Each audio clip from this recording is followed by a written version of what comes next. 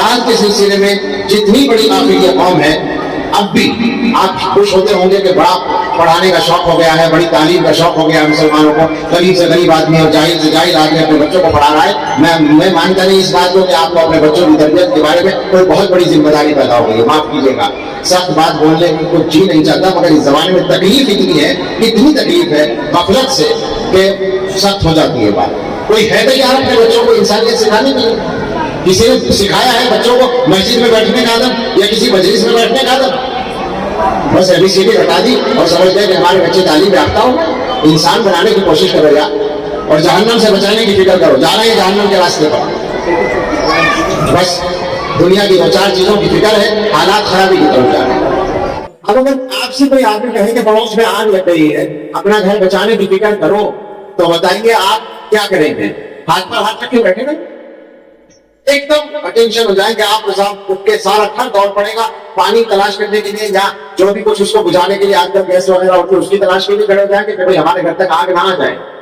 لیکن اللہ تعالیٰ نے جس آگ کا ذکر کیا اس کے سامنے کوئی حیثیت نہیں رکھتی، آگ تو بجھ جاتی ہے تھوڑی دیر کے بعد، اور وہ جہنم کی آگ ہمیشہ جلے گی، اور اس میں جلنا دنیا کی سے کہیں زیادہ مصیبت ہوگا۔ اور آپ سوچیں ذرا کہ جس اولاد کے ایک سوئی لگنے سے آپ کو تکلیف ہوتی ہے، اس کا جہنم میں جلنا آپ کو اچھا لگے گا؟ اس کے لیے تیار نہیں۔ یہ ہے وہ آگ جس کے بارے میں اللہ تعالیٰ ڈیپلی بتا رہے ہیں کہ بچاؤ اس آگ سے اپنے آپ کو اور اپنے بچوں کو، اپنے گھر والوں کو بچاؤ۔ ہم سے پوچھتے ہیں، یہاں تو تھوڑے سے لوگ بیٹھے ہیں لیکن بات جہاں بھی پہنچے، کتنے مسلمان ہیں جن کو اپنے بچوں کو اس آگ سے بچانے کی سنجیدگی کے ساتھ فکر ہے؟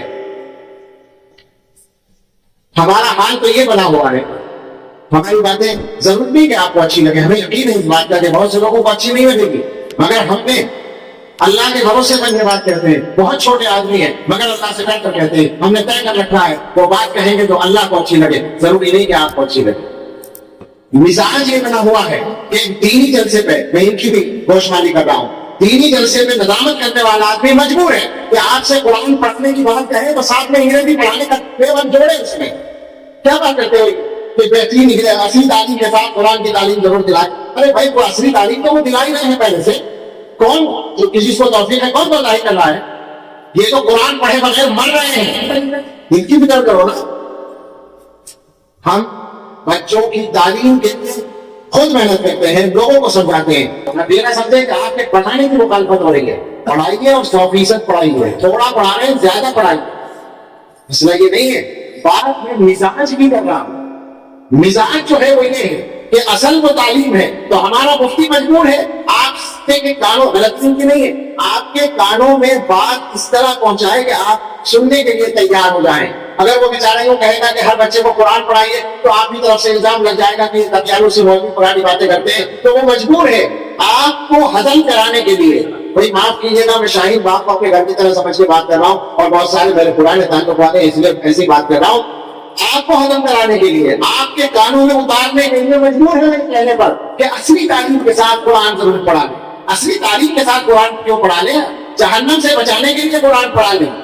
اصلی تعلیم جس کو کہتے ہیں انگریزی تعلیم یا اسکول کا یونیورسٹی کی تعلیم ضرور پڑھائیں۔ میں 100 دفعہ کہتا ہوں پڑھائیں، میں جگہ جگہ یہ کہتا ہوں اسکول کھولیں لڑکوں کے لڑکیوں کے، مگر میں آپ سے ایک بات کہتا ہوں اور پوچھتا ہوں آپ سے، اگر کوئی آدمی اسکول تعلیم میں نہ پڑھے تو کیا ہوگا؟ میرا سوال ہے، اسی پہ بیٹھتے ہیں آج بھائی۔ ایک آدمی نے نہ اسکول پڑھا نہ کالج، کچھ نہیں پڑھا، کیا ہوگا؟ مر جائے گا، بھوکا رہتا ہوں، مجھے بتائیں، بھوکا رہے گا، مر جائے گا؟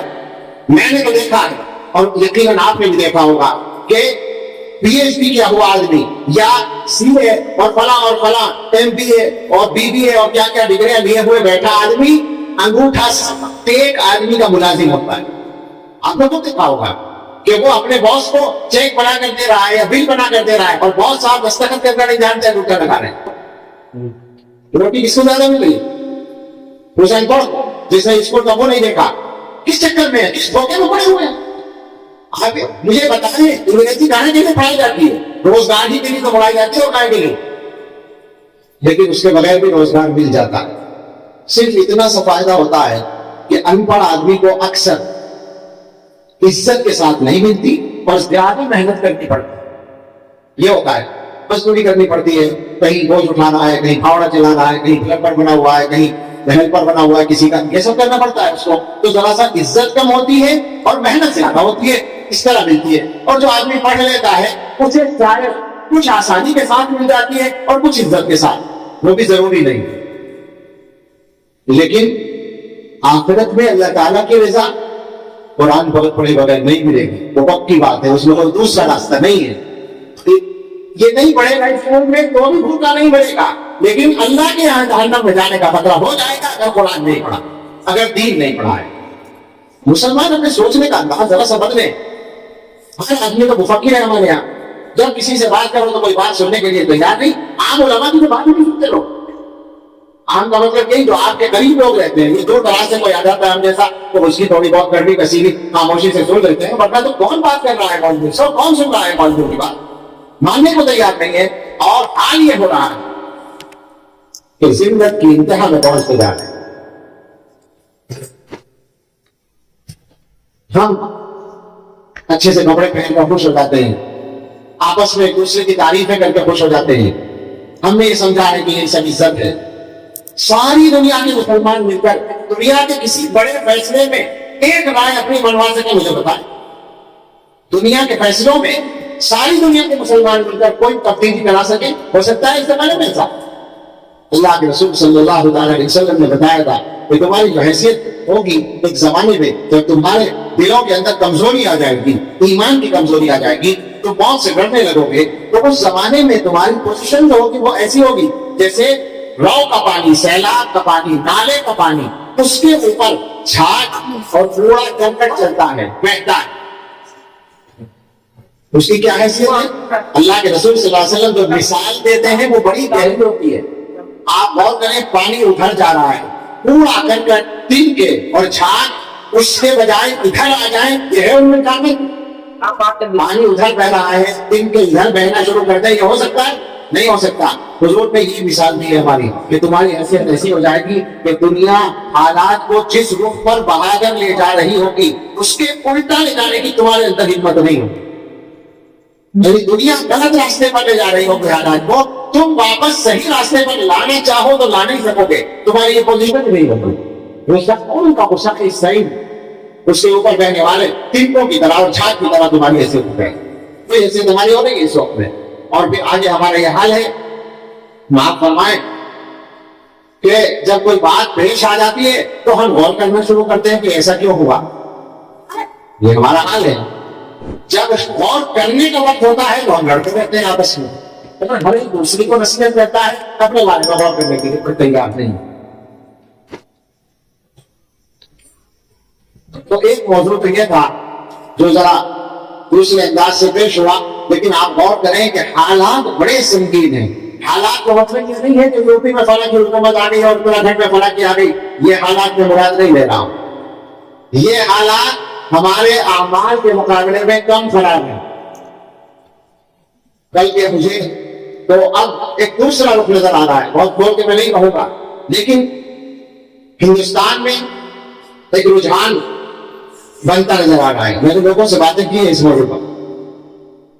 ہماری دنیا کی ضرورتیں, کاروبار کے معاملات اور جان کی حفاظت وغیرہ کے معاملات, اور زیادہ تر کاروبار کے, ان میں کچھ آسانیاں دی جائیں گی اور نظام کو کچھ بظاہر بہتر بنایا جائے گا, اور دین و مذہب کے سلسلے میں جو اپنے ان کے ارادے ہیں وہ پورے کرنے کی کوشش کی جائے گی, اور مسلمانوں کو تسلی دے دی جائے گی کہ تمہارا تو جان مال محفوظ ہے, اور مسلمان اس پر راضی ہو جائے گا.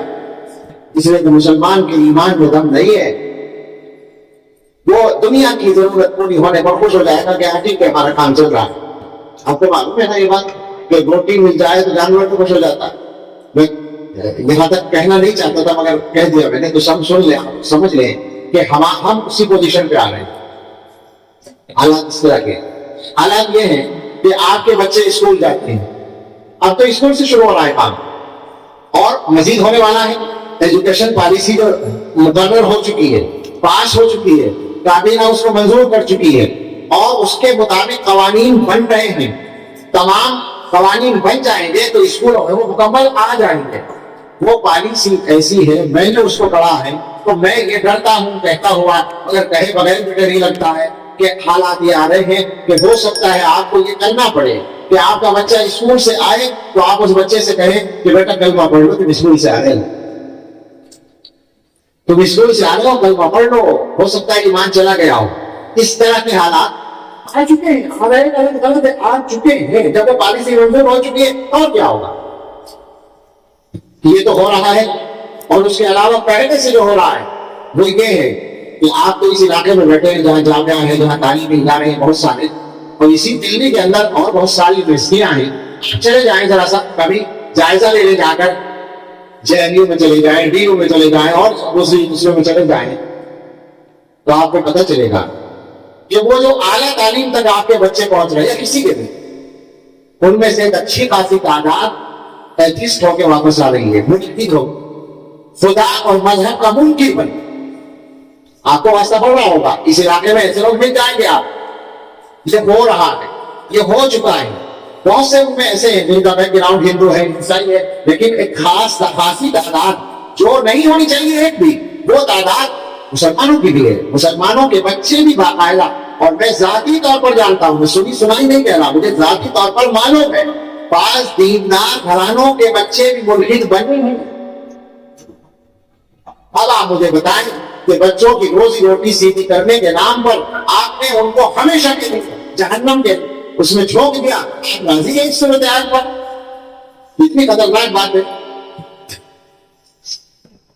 بہت سنگین صورتحال، سنبھالنے کی ضرورت ہے، اور اس کے لیے ضروری ہے یہ غفلت دور کرنا، جس پر مجھے غصہ آ رہا تھا۔ سچی بات یہ ہے کہ مسلمانوں کی غفلت تو ہر معاملے میں چل رہی ہے، مگر اولاد کے معاملے میں جو اکثر مسلمانوں کی غفلت ہے وہ بالکل ناقابل معافی ہے۔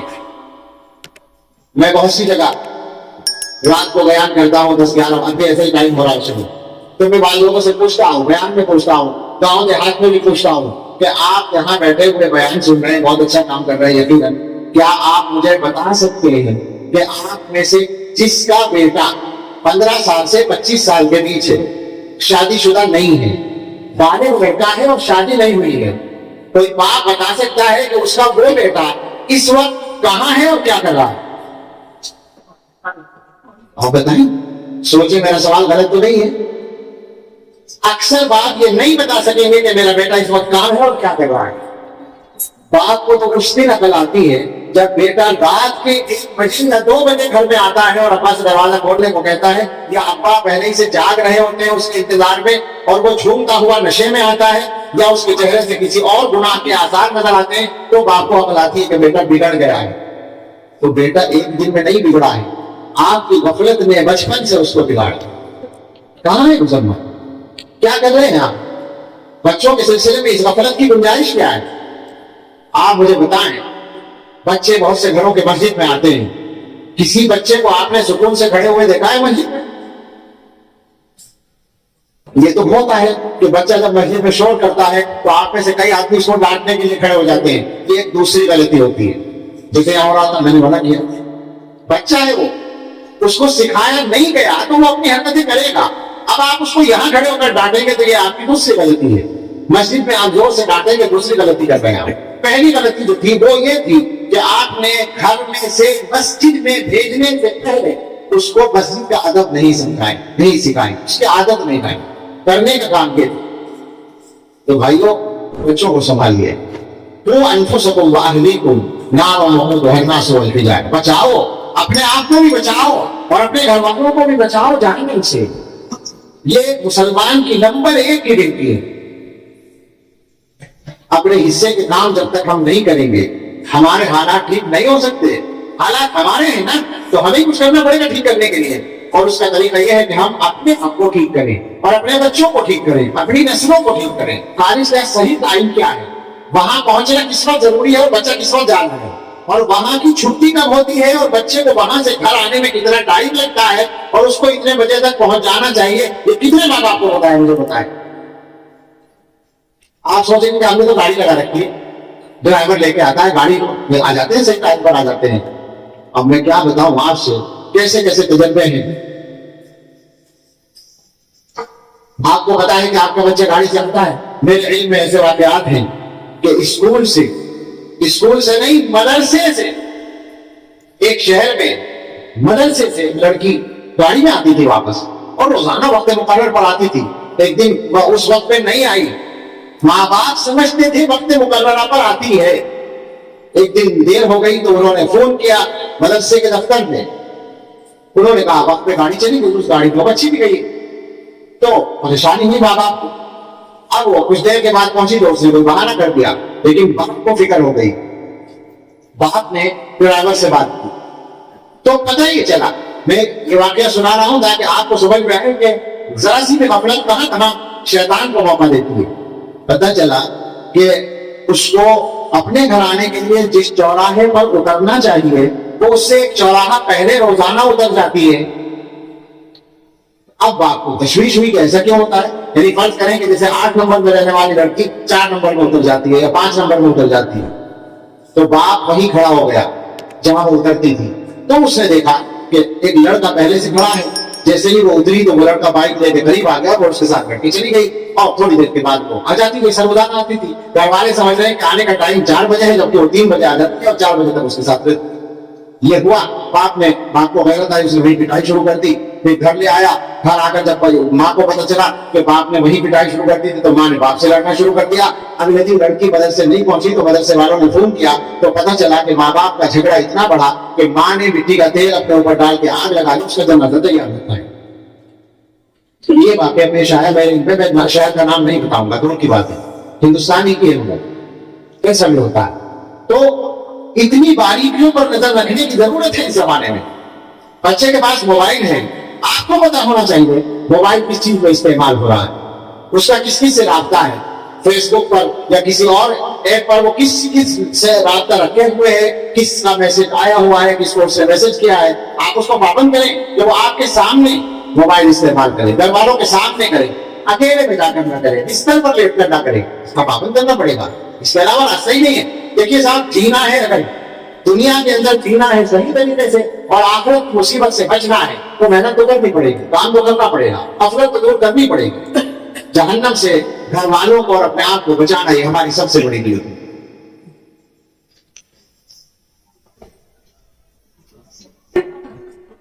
ایک مضمون اور جو میرے ذہن میں تھا وہ بیان کر دوں. اللہ اکبر. عجیب بات ہوئی ہے، کل میں ایک جگہ بیان کر رہا تھا، وہاں بہت سارے لطیفے یاد آ رہے تھے. بڑا سنجیدہ بیان بھی لطیفوں کے ساتھ چل رہا تھا اور یہاں جو ہے موڈ دوسرا ہو گیا. معاف کیجیے گا مگر مت کیجیے گا، اس لیے کہ میں نے جو کچھ کہا اللہ کے لیے کہا ہے. اللہ کے لیے سمجھ لیجیے گا، دلوں تک پہنچا دیجیے گا اور دوسروں تک پہنچائیے گا. میں نے ایک حدیث پڑھی، حضرت عبداللہ ابن عباس رضی اللہ تعالیٰ عنہما سناتے ہیں. حضور کے چچا بھائی ہیں اور چھوٹے سے تھے حضور کی حیات میں، لیکن حضور کے قریب رہتے تھے. بڑا دل بننا ہے ان کو. دل فرماتے ہیں کہ ایک دن میں حضور صلی اللہ علیہ وسلم کے پیچھے چل رہا تھا، کل تو خلف النبی صلی اللہ علیہ وسلم. تو آپ نے فرمایا اور لڑکے یا غلام، ان کو مخاطب کیا آپ نے، وہ لڑکے وہ علموں کا کلمات ہیں، میں تمہیں چند باتیں سکھاتا ہوں. وہ چند باتیں ایسی ہیں کہ ذرا ہمارے ماحول میں ان کی ضرورت ہے اور ایک کی طرف میں اشارہ بھی کر چکا ہوں، اس کو بیان کروں گا. فرمایا احفظ اللہ یحفظک. پہلی بات فرمائی اللہ کی حفاظت کرو، اللہ تمہاری حفاظت کرے گا. اللہ کی حفاظت کرو، ظاہر اللہ کو ہماری حفاظت کی ضرورت نہیں ہے. اللہ کی حفاظت کا مطلب ہے اللہ تعالیٰ کے احکام کی حفاظت کرو، اللہ تعالیٰ کی حدود کی حفاظت کرو. 10 منٹ اللہ کی حدود کی حفاظت کرو. اللہ تعالیٰ نے جو حدیں مقرر کی ہیں ان سے آگے نہ بڑھو تو اللہ تعالیٰ تمہاری حفاظت کرے گا. آپ سوچیں، یہ لفظ ہے اللہ تمہاری حفاظت کرے گا. کتنے لوگ ہیں ہم؟ سارے کے سارے ہیں جو حفاظت کے لیے پریشان ہیں. حضور بتا رہے ہیں اللہ کے احکام کی حفاظت کرو، اللہ تعالیٰ تمہاری حفاظت کریں گے. ہو جائے کہ ایسا نہیں ہوگی. آپ نے فرمایا احفظ اللہ تجدہ تجاہک. اللہ کے احکام کی حفاظت کرو، اللہ کو تم اپنے سامنے پاؤ گے. اللہ کو اپنے سامنے پاؤ گے یعنی جہاں تمہیں اللہ کی مدد کی ضرورت ہوگی اللہ تعالیٰ کی مدد وہی پہنچ جائے. آپ غور کریں کتنا آسان کیا ہے حضور علیہ السلام نے، اور کتنا مسئلہ حل کر دیا ہمارا. ہمیں قدم قدم پر اللہ تعالیٰ کی حدود کی ضرورت، اللہ تعالیٰ کی مدد کی ضرورت ہوتی ہے. تو حضور نے بتایا کہ تم اللہ کے احکام اور اللہ کے حدود کی حفاظت کرو تو اللہ تعالیٰ تمہاری مدد کریں گے اور ہر قدم پر مدد کریں گے. تو اللہ کی مدد کی قدم قدم پر ضرورت ہوتی ہے. حضور فرما رہے ہیں کہ اللہ کے احکام کی حفاظت کرو، اللہ کو تم اپنے سامنے پاؤ گے. آگے فرمایا اذا سألت فاسأل اللہ، جب کچھ مانگنا ہو تو اللہ سے مانگو. اب اس ایک جملے پر آپ جتنا چاہے غور کر لیں، جتنی چاہے بات کر لیں. ہم لوگ کیا کر رہے ہیں؟ اللہ کے علاوہ سب سے مانگ رہے ہیں. ہمارا جو حال ہے وہ یہ ہے، اللہ ہی سے نہیں مانگتے، باقی سب سے مانگتے ہیں، سب سے مطالبے کرتے ہیں اور کوئی نہیں سنتا. اللہ تعالیٰ کے علاوہ جتنے بھی ہیں وہ سب انسان ہیں، اور انسان خود محتاج ہوتا ہے. اس کو یہ پسند نہیں ہوتا کہ آپ اس سے مانگیں. انسان مانگنے سے خوش نہیں ہوتا. تجربہ کر لیں، اور کر رکھا ہے تجربہ. مجھے ایمانداری سے بتائیں کبھی کسی سے قرض مانگا ہو تو نگاہیں نیچے ہوئی یا نہیں ہوئی؟ کوئی انسان خوش نہیں ہوگا مانگنے. حکومت کے پاس مطالبے لے کر جاتے ہیں تو 70 تعریفیں، جھوٹی تعریفیں اس ذرا سے آدمی کی کرتے ہیں جس کے پاس اتفاق سے کچھ دنوں کے لیے پہنچا ہے. اس کی 70 تعریفیں کر کے چھوٹا سا اس سے مطالبہ کرتے ہیں، اور پھر وہ اگر کر دے وہ کام تو ساری عمر کے لیے آپ کے اوپر احسان رکھنے ہوتا ہے. اور اللہ تعالیٰ سے مانگنے کے کتنے تجربے ہیں، اگر کیے ہیں آپ نے تو ذرا یاد کر لیں، اور جن لوگوں نے کر رکھے ہیں ان سے پوچھ لیں. اللہ سے روزانہ مانگتے ہیں اور روزانہ ملتا ہے، اور اللہ اکبر جتنا مانگتے ہیں اللہ سے کیا ہوتا ہے. اکبر کا شعر یاد آیا، خدا سے مانگ جو کچھ مانگنا ہو اے اکبر، یہی وہ در ہے جہاں آبرو نہیں جاتی. اور ہمارا حال یہ ہے کہ دنیا کے سامنے سر جھکا رہے ہیں. اور پتہ نہیں کس کا شعر ہے، ہر در پہ جو جھک جائے اسے سر نہیں کہتے. ہم مسلمانوں کا سر آج کل ایسے ہی بنا ہوا ہے، ہر در پہ جھک رہا ہے. ہر در پہ جو جھک جائے اسے سر نہیں کہتے، اور سر جس پہ نہ جھک جائے اسے در نہیں کہتے. وہ در جس پہ سر جھکتا ہے وہ اللہ پہ نہیں. اذا سألت فاسأل اللہ، جب مانگنا ہو تو اللہ سے مانگ. وَإِذَا اسْتَعَنْتَ فَاسْتَعِنْ بِاللَّهِ، اور جب مدد مانگنی ہو تو بھی اللہ ہی سے مدد مانگو، اور کسی سے مدد مت مانگو. نہ مزار پر جاؤ، نہ کسی زندہ آدمی کے سامنے ہاتھ پھیلاؤ. عجیب بات ہے، زندوں سے تو مدد کم مانگتے ہیں، مردوں سے زیادہ مانگتے ہیں. لوگ مزاروں پہ جا جا کے دعائیں کرتے ہیں اور مانگتے ہیں ان سے. کتنی حماقت کی بات ہے، اور اللہ تعالیٰ کی شان میں کتنی بڑی گستاخی کی بات ہے، اور بگاڑ ہی سب تک ہے. اللہ کرے یہاں نہ ہو، لیکن کہاں نہیں ہے، ہر جگہ ہے. مدینہ منورہ میں دیکھا گیا کہ مسجد نبوی میں جوان گھر فون کر رہا ہے اپنی ماں کو کہ ماں میری طبیعت خراب ہے، ذرا بابا کے مزار پہ جا کے دعا کر دو. تو جو صاحب سن رہے، سچا واقعہ جو صاحب سن رہے تھے انہوں نے کہا کہ سارے باباؤں کے بابا حضرت محمد صلی اللہ علیہ وسلم یہاں ہے، تو الو کیسا بیوقوف آدمی ہے کہ وہاں فون کر رہا ہے بابا کے مزار پہ جا کے دعا کرنے کے لیے. مگر جب دماغ بگڑ چکا ہوتا ہے تو یہی حال ہوتا ہے. یہ مزاروں پر جانے والے طبقے کا یہی حال ہے. مگر جو مزاروں پہ نہیں جاتے وہ نہیں جاتے، لیکن جو ہم دیوبندی کہلاتے ہیں ہم بھی آتے کچھ اسی طرح کے کام کرتے ہیں. حضور فرماتے ہیں جب بھی مدد مانگنی ہو تو صرف اللہ سے مانگ. اور آگے والی بات تو خاص طور سے عام ہے بالکل ہم لوگوں کے درمیان. نبی علیہ السلام نے فرمایا وَاعْلَمْ، یاد رکھو. یہ آج کل کے حالات کے تناظر میں بھی آپ سمجھ لیں تو ہو رہا ہے نا کہ ایسا ہو گیا ویسا ہو گیا، اس کی حکومت آ گئی، اس کا وہ ہو گیا، اب ہمارا کیا ہوگا. عجیب صورتحال ہے. مایوسی ایک دم آتی ہے، گھبراہٹ ایک دم آتی ہے. ارے بھائی ہم نے کون سا جرم کیا ہے تو ہم پہلے کام کھانے. اپنے اللہ سے اپنا رشتہ مضبوط کرو. انسانوں سے ڈرنے کا مطلب کیا ہے؟ اور کیا اللہ تعالیٰ نے تمہاری تبدیلی انسانوں کے ہاتھ میں دے دی؟ حضور علیہ السلام جو حضرت عبداللہ ابن عباس رضی اللہ عنہما سے فرما رہے ہیں اس کو سمجھیں. بہت سادہ لفظوں میں حضور نے مضبوطی سے بات فرما دی. وَاعْلَمْ،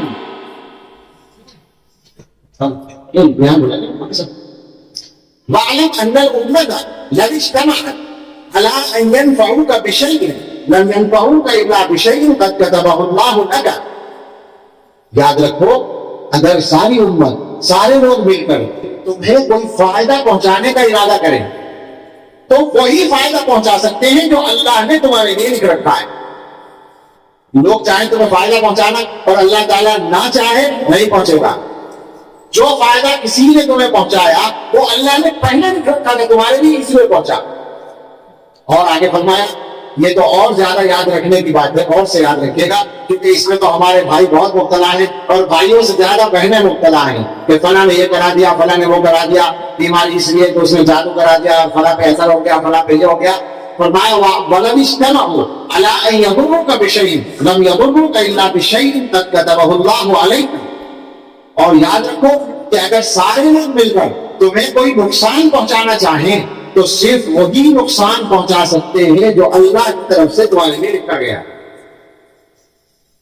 جفت الاقلام ورفعت الصحف، حضور نے فرمایا اللہ تعالیٰ نے بندوں کی تقدیریں لکھ دی، قلم سوکھ گئے، صحیفے اٹھ گئے، مکمل ہو گئے، جو ہونا تھا وہ ہوگا، مقرر ہے وہی ہوگا۔ ایسا نہیں ہے کہ فلاں آدمی ایسا کر دے گا اور فلاں آدمی ایسا کر دے گا۔ انسانوں پر اس طرح کا یقین اور اللہ پر یقین نہیں، عجیب بات ہے۔ کوئی آدمی وعدہ کرتا ہے، آپ کسی سے کچھ کہتے ہیں کسی چیز کے لیے، وہ وعدہ کرتا ہے کہ میں کل دے دوں گا، آپ کو یقین ہوتا ہے، اور آپ اللہ سے دعا کرتے ہیں، اللہ نے قرآن پہ وعدہ کر رکھا ہے کہ دعا کرو میں قبول کروں گا، یقین ہی نہیں ہوتا۔ دعا کرتے ہیں بغیر یقین کے کرتے ہیں، اللہ تعالیٰ پر بھروسہ ہی نہیں کرتے ہیں۔ یہ مسلمانوں کے ایمان والی باتیں نہیں ہیں۔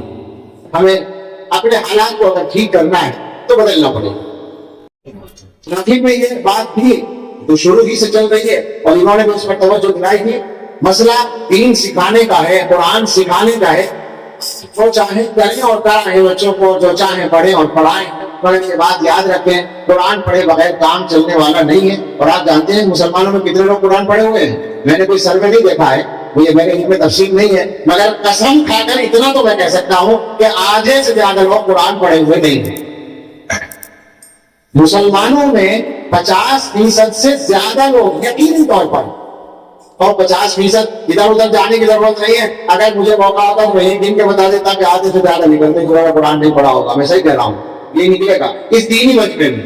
عام لوگوں کا کیا حال ہوگا وہ آپ سمجھ سکتے ہیں، جو بہت زیادہ دینی ماحول کے لوگ نہیں ہیں ان کا کیا حال ہوگا۔ اور جانتے ہیں آپ کیا معاملہ ہے؟ معاملہ یہ ہے کہ قیامت کے دن رسول شکایت کریں گے، وقال رسول یا رب ان قوم اتخذوا هذا القرآن مہجورا۔ رسول کہیں گے اے رب میری قوم نے اس قرآن کو چھوڑ رکھا ہے۔ رسول کھڑے ہو کے شکایت کریں صلی اللہ علیہ وسلم، اللہ تعالیٰ سے شکایت ہو رہی ہے اور ہماری شکایت ہو رہی ہے، جواب بنے گا کوئی نہیں بنے گا۔ تو اس لیے فکر کریں، بچوں کو قرآن پڑھانے کی فکر کریں۔ میں اپنی بات ظاہر ہے مجھے ختم کرنی ہے، پون گھنٹہ جو تھا تو بالکل پون گھنٹہ پورا ہو گیا ہے، اور ماشاءاللہ مولانا عرفان صاحب آگے ہیں۔